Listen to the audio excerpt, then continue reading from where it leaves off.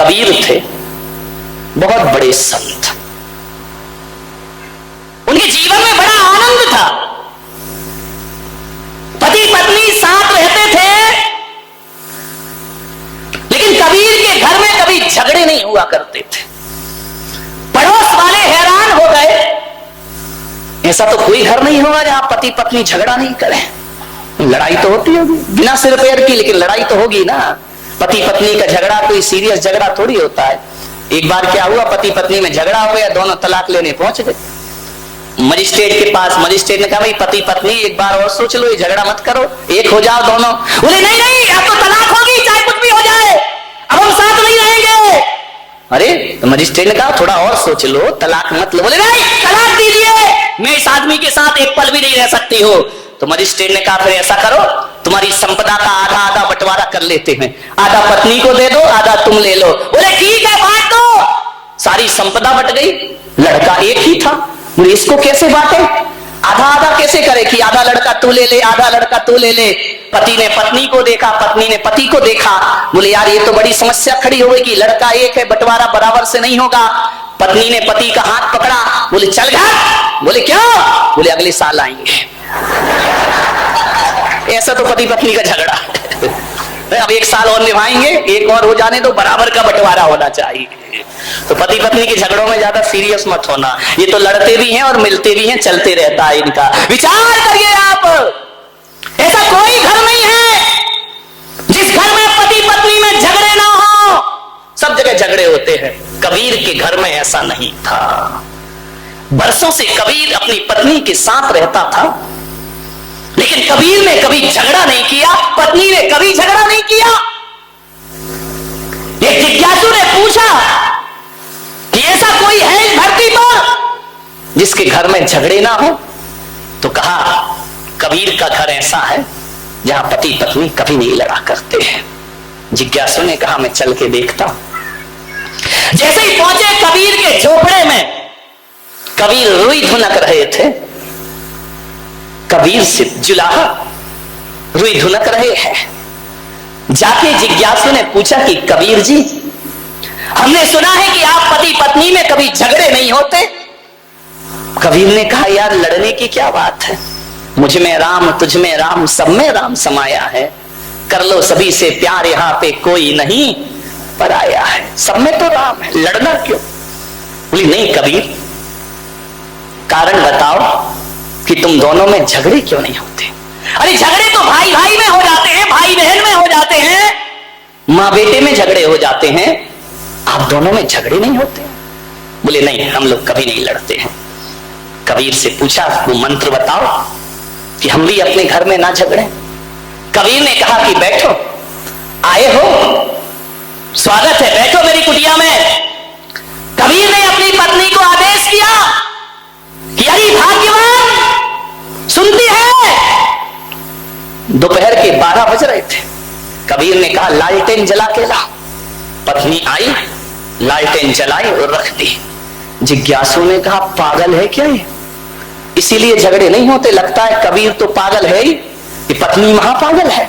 दोपहर को 12 बजे आंगन में, खुले आंगन में इतनी धूप में लालटेन मंगा रहा है और पत्नी ने लालटेन लाके रख दी। उसने पूछा भी नहीं कि लालटेन का क्या करोगे।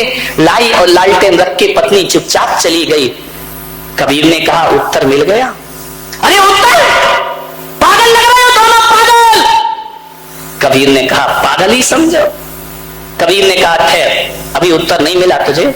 पत्नी को कहा कि अरे भाग्यवान, 2 गिलास दूध लेकर आ। पत्नी गई, दूध के 2 गिलास लाई, एक कबीर के सामने रखा, एक जिज्ञासु के सामने रखा। कबीर ने दूध का गिलास उठाया, गटागट दूध पी गए और आनंद के साथ पी गए। जिज्ञासु को कहा कि तुम भी पियो। जिज्ञासु ने जैसे ही मुंह में लिया, दूध थूक दिया उसने। बोले ये दूध है क्या? ये पागलों का घर है, पागलों का। कबीर ने कहा उत्तर मिल गया। बोले ये क्या उत्तर है, ये तेरी पत्नी पागल है क्या? बोले क्या? बोले दूध में नमक डाल के लाई है, शक्कर डालना चाहिए, चीनी डालना चाहिए, नमक डाल के लाई है। कबीर ने कहा उत्तर मिल गया। अरे बोले ये कोई उत्तर है क्या? कबीर ने कहा तो सुन, जाते जाते उत्तर सुन के जा। हम दोनों पति पत्नी के बीच में प्रेम है, ध्यान रखना। हम दोनों पति पत्नी के बीच में समर्पण है, हमारे बीच में तर्क नहीं है।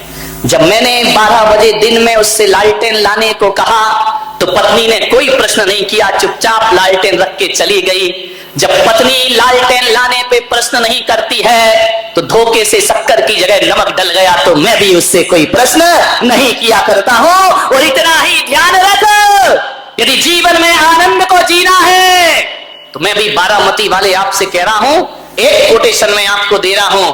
जहां दिन में 4 बार आपकी नजर पड़ती हो, दुकान में, ऑफिस में, घर में, मकान में, एक लाइन लिख के रखना। जहां दिन में 1000 बार देखते हो वहां लिख के रखना, जहां समर्पण है वहां स्वर्ग है, और जहां तर्क है वहां नरक है। ध्यान रखिए, जहां समर्पण है वहां स्वर्ग है, और जहां तर्क है वहां समर्पण से बड़ा सुख जीवन में कुछ नहीं हुआ करता है। जीवन में आनंद को बटोरना है, समर्पण होना चाहिए। एक गांव के गंवारिया बाबा था, रात को 12 बजे अपनी झोपड़ी में बैठा था और अचानक चोर आ गए उसके घर में। अब जैसे ही चोर आए तो गंवारिया बाबा ने कहा, कौन हो रे तुम? बोले, हम चोर हैं। तो चोरों ने पूछा, बाबा तुम कौन हो? बोले, हम भी चोर हैं। अरे बोले, चोर चोर मौसे रे भाई। बोले, तू भी चोर और हम भी चोर। बोले, उन चारों चोरों ने कहा कि बाबा अब तो अपनी खूब जमेगी। अरे बोले, बहुत जमेगी, तू भी चोर और मैं भी चोर। तो बोले, क्या करें? बोले, बाबा थोड़ी सी सहायता करो। बोले, क्या सहायता करें? बोले, मेरे साथ वृंदावन में चोरी करने के लिए चलिए। बाबा गंवारिया बाबा ने कहा, चलो यार आज चोरी करते, मजा आ गया जिंदगी का। चारों चोरों को लेकर गंवारिया बाबा वृंदावन पहुंचा। एक गोपी के घर में घुस गए। जैसे ही घुसे, सामान इकट्ठा किया, बांधा, पूरे आभूषण कपड़े बांध बूंद के तैयार। जैसे ही तीली जलाई, माचिस जलाई, एक ढोलक रखी हुई थी, गंवारिया बाबा ने ढोलक उठाई और ढोलक बजाना शुरू कर दी जोर जोर से। अरे चोरों ने कहा, तेरा सत्यानाश हो, मरवाएगा कि तू ढोलक काय को बजा रिया है? चोरी कर रहा है, जरा सीरियस है, गंभीर है। अरे वो तो अपना बजा रहा है, मैया मोरी मैं नहीं माखन। अरे उसने कहा, यार ये मरवाएगा ये गंवारिया बाबा। ये जोर जोर से ढोलक बजा रहा, नाच रहा है गंवारिया बाबा जोर जोर से। आज मिल गया, आज मिल गया। अरे गांव के लोग उठ गए। 12 बजे रात को इतनी जोर से ढोलक बज रही है। चारों चोर भागे पोटली लेकर के। गांव वालों ने पकड़ा, इतना मारा चोरों को, इतना मारा कि चोरों की कमर टूट गई। लोग अंदर आए कि ढोलक कौन बजा रहा है। लोगों ने कहा, गंवारिया बाबा तुम ढोलक क्यों बजा रहे हो? अरे बोले, मिल गई तो बजा रहा हूं, मेरे को तो आनंद ही आनंद है जीवन में। बोले, ढोलक क्यों? बोले, वो 4 चोर आए थे। बोले, हाँ। तो बोले, तुम क्या कर रहे थे? बोले, मैं भी चोरी करने आया था। और तो ढोलक काय को बजा रिया है? अरे ढोलक देख के मैंने सोचा यार हरि का भजन कर लूं, भगवान का भजन कर लो। तो बोले, ढोलक बजा रहे, तुम चोरी करने क्यों आए? बोले, वो 4 चोर क्या चुरा के ले गए? अरे बोले, आभूषण ले गए, कपड़े ले गए। अरे गंवारिया बाबा ने कहा, सत्यानाश मेरी बुद्धि का। रात को 12 बजे 4 चोर आए तो मैं समझा कि वृंदावन में चोरी को कह रहे हैं तो शायद माखन चोर आया होगा, इसलिए मैं उन चोरों में शामिल हो गया। ध्यान रखना, मैं तो माखन चुराने आया था कि हरि की कृपा बरस गई। हरि आए हैं और कह रहे हैं कि चलो बाबा माखन चुराने चलते हैं। ध्यान रखिए मान्यवर, सोचिए, ये आनंद है जीवन का। उदासी जिन चेहरों का श्रृंगार करती है, उदासी जिन चेहरों का श्रृंगार करती है, मक्खी भी उन पर बैठने से इनकार करती है। ध्यान रखिए। एक सेठ की 4 पत्नी थी। ज्यादा लंबा नहीं खींचूंगा क्योंकि तुमसे ज्यादा मुझे अपनी चिंता है। और 4 पत्नी जिस सेठ की हो उसमें खींचतान की तो फिर पूछना ही नहीं है कुछ। एक आदमी ने मुझसे पूछा कि बताओ महाराज, राम जी को वनवास हुआ, सीता जी वन क्यों गई? उनको तो दशरथ ने वनवास नहीं दिया। मैंने कहा बिल्कुल सीता जी को वन में जाना चाहिए। बोले क्यों? मैंने कहा बहुत अच्छा निर्णय लिया, जिस घर में 3-3 सास हो उससे तो जंगल ही अच्छा है। क्या करती रह के 3-3 सास में, एक से तो चलता नहीं, उससे अच्छा जंगल में ही रहो।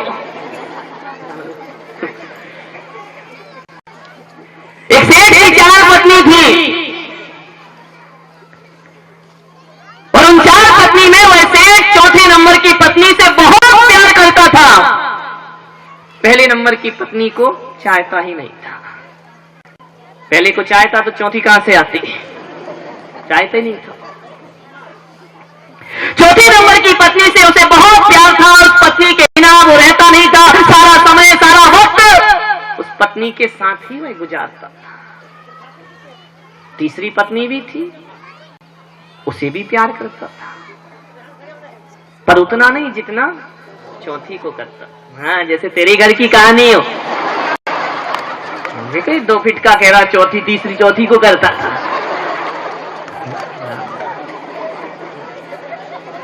इतने जल्दी पूरा प्रवचन इसको याद है।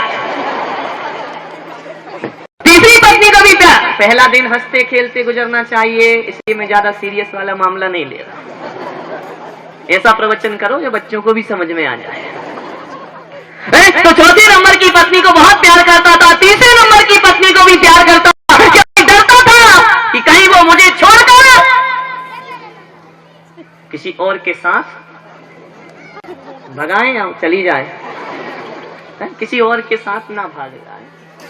डर था उसे कि ये मुझे छोड़ करके कहीं और जा सकती है और ये कहीं और चली गई तो मेरा जीना हराम हो जाएगा। पहले चौथी से प्यार है, दूसरे से प्यार है। प्यार इसलिए है कि ये मुझे छोड़कर कहीं और ना चली जाए। एक दूसरी पत्नी और थी, उसे तो थोड़ा कम प्यार करता था। वह उससे थोड़ा कम लगाव था। वह सोचता था कि चलो ठीक है, कभी जभी बुरे दिनों में ये साथ दे देते हैं, कष्टों से उबार लेते हैं, संघर्ष से उबार लेते हैं, इसलिए थोड़ा सा प्यार इनसे रखना चाहिए। और चौथे 1 नंबर की जो पत्नी थी, नंबर 1 पत्नी से वह कभी भी प्यार नहीं करता था। लेकिन 1 नंबर की पत्नी छोड़ने को तैयार नहीं थी। बड़ी ढीठ रही होगी कि तू जहां जाएगा, तू जहां जहां चलेगा मेरा साया। हाँ, पहले नंबर की पत्नी जो थी वह बड़ी ढीठ रही होगी। उसने कहा कि मैं तुझे नहीं छोड़ूंगी, चाहे तू कहीं भी चला जाए। एक दिन सेठ को लगा कि 4 पत्नियां हैं। एक दिन सेठ के अंतिम समय आया, मृत्यु का समय आया, बहुत जल्दी आ गया। 4 पत्नी में तो जल्दी आएंगे, 1 में ही मरे जा रहे हैं लोग। अंतिम समय आए, डॉक्टरों ने कहा कि बस दी एंड होने वाला है फिल्म का। तो उसने कहा कि भाई ये कैसे हो सकता है, मुझे 4 पत्नियां छोड़कर जाना पड़ेंगी। बोले वो तो छोड़कर जाना पड़ेगी। तो बोले ऐसा करो कि मैं जिस पत्नी से सबसे ज्यादा प्यार करता हूँ उससे जाकर के पूछता हूँ कि मैं अब दुनिया से जा रहा हूँ और तू मेरे साथ चलेगी या नहीं चलेगी। बुलाया जिसे सबसे ज्यादा प्यार करता। कौन से नंबर की? हाँ, दूसरों की पत्नियों के नंबर जरूर याद होंगे तुमको, भगवान का कौन सा नंबर ये नहीं मालूम होगा। तो चौथे नंबर की पत्नी को बुलाया और बुला करके उससे पूछा कि मेरी मृत्यु का समय आ गया है, मेरे मरने का समय आ गया है, मेरे जीवन का अंत हो रहा है और मैंने तुझे सबसे ज्यादा चाहा है, क्या तू मेरे साथ? चौथे नंबर की पत्नी ने कहा, बोलो, नहीं जाऊंगी। क्या काहे को करा रहे बाबूजी को? ये वो कहे नहीं कहे, ये तो कहते कि मैं तेरे साथ नहीं जाऊंगी। चौथे वाली ने बड़ी बेरुखी से कहा कि ध्यान रख, तू भले मुझे ज्यादा प्यार करता हो, ध्यान रखना जो सगा है वही जीवन का सबसे बड़ा दगा है। जो सगा होता है वही दगा दिया करता है। जिसे सबसे ज्यादा चाहते हैं वही दिल तोड़ा करता है। अरे दिल के छाले झुलसते हैं सीने के दाग से और घर को आग लगती है घर के। सबसे ज्यादा जिसे प्यार करोगे वही धोखा देगा, ध्यान रखना। इसलिए ज्यादा प्यार व्यार मत करो। जाने वालों मेरे साथ चलो। बोले कि मैं तेरे साथ बिल्कुल नहीं जाता। अरे उसने कहा कि मैंने तुझे सबसे ज्यादा चाहा है, तेरे बिना मैं एक दिन भी नहीं। बोले रहा हो या नहीं रहा हो, तू बुढ़ा हो गया, तेरा समय खत्म।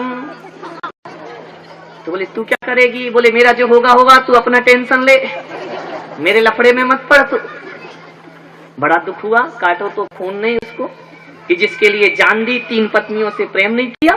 वो चौथी कहती है कि मैं तेरे साथ मैं तेरे साथ जाने वाली नहीं। उसने कहा चलो तीसरी को मारो वाली, तीसरी को बोलो। तीसरी वाली से पूछा तू मेरे साथ चलेगी? बोले मैं बहुत सुंदर हूँ, हर कोई मुझसे अट्रैक्ट रहता है, हर कोई मुझे पसंद करता है, मैं तो रास्ता देख रहा हूं कि तू कब मरे और मैं दूसरे के साथ। अरे उसने कहा मुझे तुझसे नहीं डरता। बोले बस यही डर था तो समझ ले तू मरा कि मैं किसी और के साथ। चली कहां जाएगी? बोले कहीं भी चली जाऊंगी, मेरा कोई चरित्र नहीं है, मेरा कोई जीवन के संस्कार नहीं है। अरे मैं एक को छोड़ के दूसरे से प्यार करने लगती हूँ, एक को छोड़कर दूसरे से शादी कर लूंगी, और हो तो हो, तुझसे तो कर ली और तू चला गया, तेरे लड़के से भी मेरा प्रेम हो गया है। अब कितनी चरित्रहीन होगी। देखो ऐसी कर रहे हैं, देखो जैसे इनके घर में बहू आ गई हो। बोले मैं किसी से भी शादी कर लूंगी। अरे उसने कहा ये भी बेवफा है। दूसरे नंबर की पत्नी को बोला चल तू आ। आदमी बड़ा होशियार है, ये नहीं तो वो नहीं तो वो नहीं तो वो। दूसरे नंबर की बुलाया, तू मेरे साथ चलेगी? अरे बोले हाँ देखो तुमने चाहा तो मुझे नंबर 2 में है, लेकिन फिर भी मैं तुम्हें चाहती हूँ, चलो तुम्हारे साथ चलूंगी। बोले मैं जहां जाऊंगा वहां चलेगी? बोले नरक जाऊंगा तो नरक। अरे उसने नरक स्वरक का लफड़ा बड़ा कुछ नहीं है, जितना तूने प्यार किया उतना ही मिलेगा, चलूंगी थोड़े दूर तक। बोले ये बड़ा गड़बड़ है। बोले नहीं, तूने जितना साथ दिया उतना मैं भी दूंगी, तू कहे तो मरघट तक, उसके आगे तो अपना कोई लफड़ा नहीं, फूंक फाक के आ जाएंगे, तू भी फ्री और मैं भी फ्री। अरे उसने कहा ये तीनों पत्नी मुझे नहीं चाहती है, बात क्या है? एक भी नहीं चाहती है। पूछा कि भाई तू मरघट तक जाएगी, आगे क्यों नहीं जाती है? बोले देख तू सूरजमुखी, मैं चंद्रमुखी, मैं तुझसे दुखी, तू मुझसे दुखी, किसी बिल्डिंग से कूद के मर जाए, तू भी सुखी और मैं भी सुखी। पहले नंबर की पत्नी जिसे बिल्कुल प्यार नहीं करता था, उसने देखा कि तीनों पत्नियों ने जवाब दे दिए, एक ने भी नहीं कहा कि मैं तुम्हारे साथ चलूंगी। एक नंबर पीछे से आवाज आई, इसे कोई तेरे साथ जाए या ना जाए, मैं तेरे साथ जरूर चलूंगी। सिजारिया जी पहली पत्नी का दर्द है, मैं तेरे साथ जरूर चलूंगी। तो बोले मैं नरक में भी चलूंगी, स्वर्ग में भी चलूंगी, तू कहे तो पशुपति, चारों पतियों में चलने को तैयार हूं। सेठ ये सोचना तुझे है, लेकिन मैं तेरे साथ हमेशा चलूंगी। तू नफरत कर तो भी तेरे साथ चलूंगी, और तू प्रेम करेगा तो भी तेरे साथ। मैं तेरा दामन कभी छोड़ने वाली नहीं हूं। अरे लोग 7 जन्मों की कसम खाते हो, मैंने तो जन्म जन्म की कसमें तेरे साथ। मैं तेरा साथ कभी। सेठ की आंखें खुली कि मैं जिसे नफरत करता था वही मुझे प्यार करता है। पूछा कि मैंने तुझे कभी प्यार की दृष्टि से नहीं देखा, तू फिर भी मेरा साथ देगी? बोली मैं बेवफा नहीं हूं, मैंने तुमको इतना चाहा जिसकी कोई ठाह नहीं है, और तुम चाहो तब मैं चाहूं, ऐसी मेरी चाह नहीं है। ईमानदार पत्नी रही उसकी। सेठ की आंख खुली, ठीक ये पत्नी ने आवाज दी कि मैं तेरा साथ कभी छोड़ूंगी। मान्यवर चंदा प्रभु भगवान गंदोदक गिरा रहे हैं पत्नी के नाम को सुन करके। नहीं तो एक बार ऐसे ही हो गया केस, एक की पत्नी मरी, वो उसका अंतिम संस्कार कर रहा, चिता जली, इतने में बिजली गरज गई, बादल गरजे, बिजली चमकी, पानी गिरने लगा। पति ने ऊपर देखा, बोले टहल कचरा लगता पहुंच गई।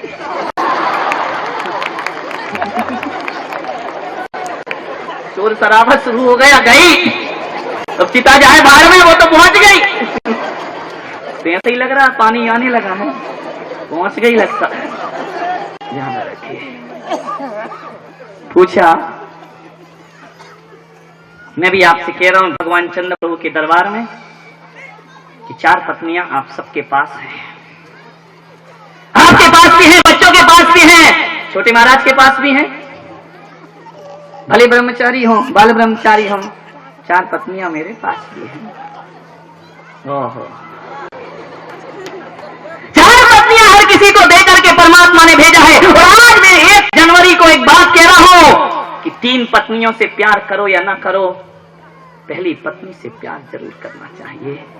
और जानते हो वो चौथे नंबर की पत्नी जिसे सेठ बहुत प्यार करता था और उसने कहा कि मैं तेरे साथ नहीं जाऊंगी, वह पत्नी है हमारा शरीर, जो दुनिया में आता तो है लेकिन जाता हमारे साथ नहीं है।